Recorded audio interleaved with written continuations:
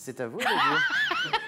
Je ne sais pas quoi Vous êtes répondre très en beauté à ce cet soir, élan de solidarité. mais alors, cette tenue vous remercie. qui brille, vous brillez de mille feux. C'est du nubuck.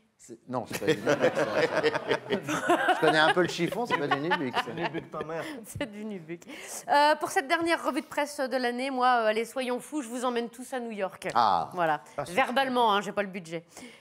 New York, ville de la démesure, du music-hall et du ratus norvegicus. Qu'est-ce que c'est? C'est le rat. Ah. Voilà, le rat. Attention, quand je dis rat, je parle de l'animal, hein, le rongeur à longue queue. Pas de votre ex, tellement radin qu'il avalait la fève de la galette des rois pour pas avoir à payer la suivante. Et vous offrez des flacons de shampoing d'hôtel à Noël. Flacons vides, hein, bien évidemment. Alors pourquoi je parle de rats? Eh bien parce que la ville de New York est tellement infestée de rats que le maire lui-même a fait un appel d'offres il y a quelques jours pour trouver, je cite, un chef de service sanguinaire pour la section de l'Amérique qui s'occupe d'éradiquer les rats. Salaire annuel proposé $170 000. C'est pas mal. Soit l'équivalent de une revue de presse pour Jérôme de Verdière.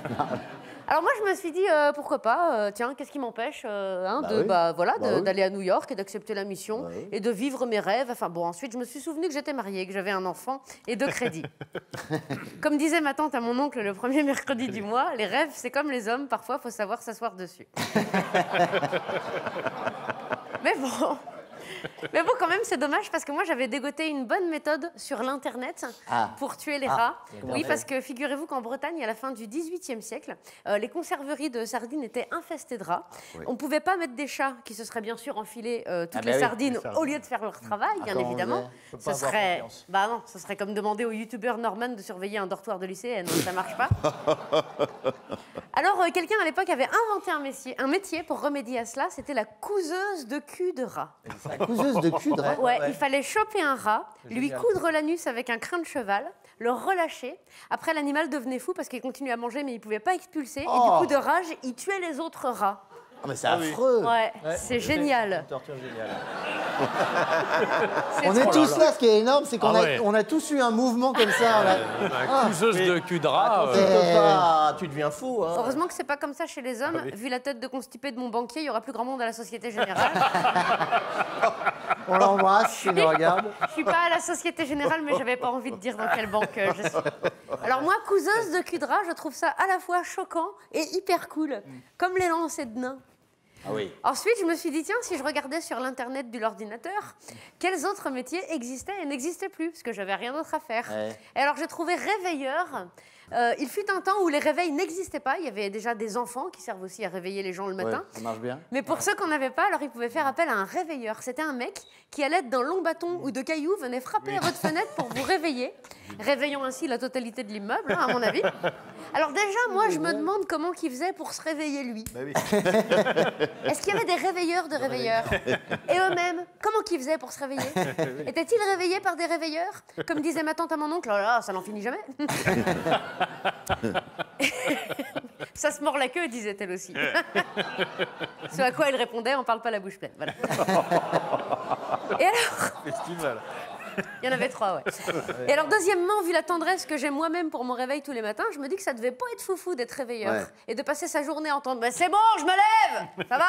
Ah, je t'ai entendu. Comme, pardon. Comme métier, il y avait aussi ange gardien, qui n'existe plus. Ouais. Ça, c'est un mec que les fêtards payaient pour qu'il les raccompagne à leur domicile quand ils étaient bourrés. Ça capitaine de soirée. Voilà, ça, c'est un capitaine de soirée de l'époque. C'était un métier, ça s'appelait ange gardien. Moi, j'aurais pas aimé parce que je sais pas si vous avez déjà rapatrié un copain bourré à son domicile. C'est pénible. Bah oui, moi j'ai déjà. Mais personnellement, c'est pas rigolo. Hein, c'est pas rigolo. En un quart d'heure, tu passes par me foutre en l'air, ma meuf, elle m'a quitté. Oh, un plot de chantier, je vais m'en faire un chapeau. Ça vous dérange si je vomis? Ça n'est pas foufou. Hein. Moi, je trouve qu'aujourd'hui, on devrait réinventer des nouveaux métiers comme ça. Ne serait-ce que pour combattre le chômage. Il y aurait par exemple ta gueuleur. Ce serait quelqu'un que tu pourrais appeler pour faire fermer sa bouche au groupe de gros teubés qui parlent hyper fort et font des vroom vroom de scooter volés en bas de ton immeuble à 3 h du matin, comme des veaux. Le mec, il arriverait, bonsoir. bonsoir messieurs, grosse mandale dans leur tête et bisous. Bonne fête de fin d'année, ça serait bien. Ça soulagerait tout le monde. Bowliste, ce serait un mec qui serait payé pour vivre à la boule et se balader sur la corniche avec un pull noué sur les épaules. Ça expliquerait pourquoi à la boule, il y a toujours des mecs qui se baladent sur la corniche avec des pulls noués sur les épaules. On les paye pas. Hein. Ah, ils sont pas payés, ben voilà. C'est des On bénévoles. l'apprend. C'est des bénévoles. Il y aurait bombiste. J'ai inventé bombiste. Ce serait une personne qui viendrait dans les gares quand un bagage est déclaré abandonné. Ah, c'est pas mal. On l'appellerait lui au lieu de faire venir tout le service des minages de la gendarmerie, fermer les quais, retarder les trains et se faire suer le monde. Le gars, le bombiste, il arriverait, il ouvrirait le sac lui-même en 1 minute pour sortir lui-même le paquet de Prince de Lu et dire ça va les gars, c'est bon, c'est des Princes de Lu, ça explose pas les Princes de Lu. Voilà, ce serait plus rapide et moins cher pour la municipalité. Pour les valises. Il y aurait aussi épaississeur de cuisses. Oh, j'en ai marre. Oh, mais pas Il y a un vous, vous problème, il y êtes... a un problème. Il y a un sujet.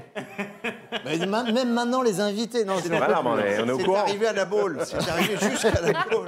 À la boule, on en parle. Quoi, C'est la dernière de l'année. Hein, Oui, Là, ce serait quelqu'un qui aurait le pouvoir d'épaissir les cuisses des gens qui ont les cuisses maigres, voilà. Et pour finir, bonne fétiste. Ce Quoi serait quelqu'un- Elles sont normales. C'est vrai que c'est pas. Elles sont Quoi normales. Ah, mais c'est pas possible. Et il a l'habitude des crevettes. T'es cycliste. Faites du sport.